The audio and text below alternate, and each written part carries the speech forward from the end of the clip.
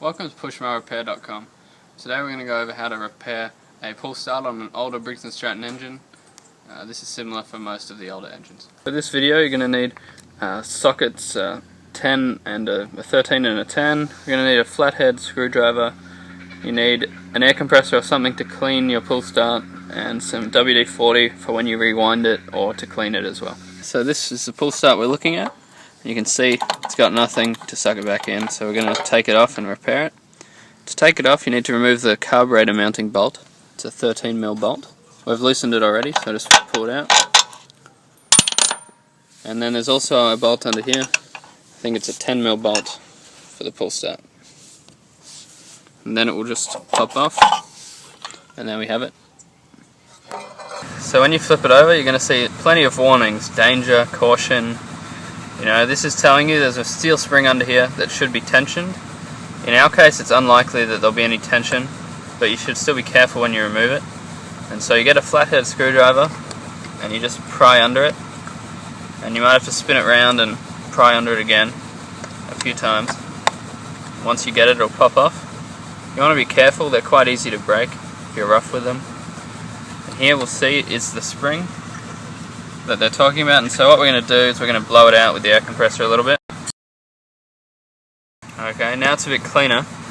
You can see this part here seems to be clipped in. That's nice and tight. I can't pull it off. It's not moving anywhere, that little edge there. But this part is unclipped. If you see that part there with the hook, it's meant to be clipped into this bracket. You might be able to have a look if you look on that angle. This clip goes in the hole just there, and so we're going to try and get that clip in the hole.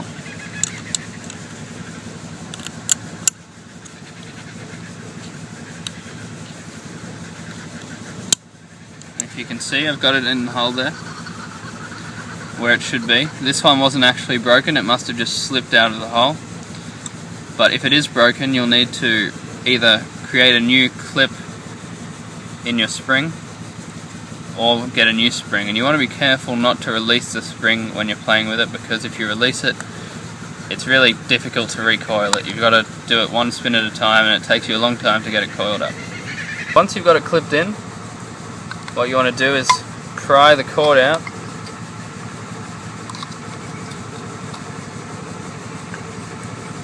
Just that little bit. And then we want to put this cover back on so when we spin it the spring doesn't shoot out everywhere. If you just push around you'll hear it clip in. And then you want to spin it the way it would spin if you were going to pull it.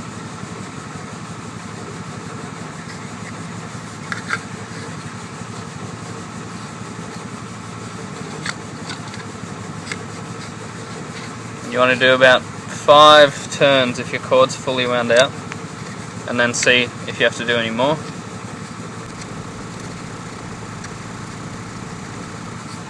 So I think we've done 4, and we're going to pull it out. It's going to be all twisted up, so you might have to play with it a little bit.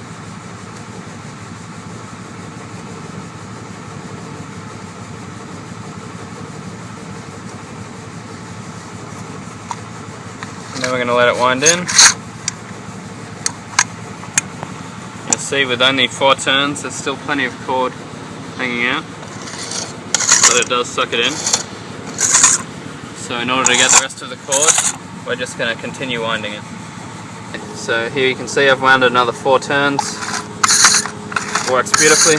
What you want to look at here on your pull start to make sure it's going to work, it should have teeth here on this gear, and when you pull it, the teeth should move up.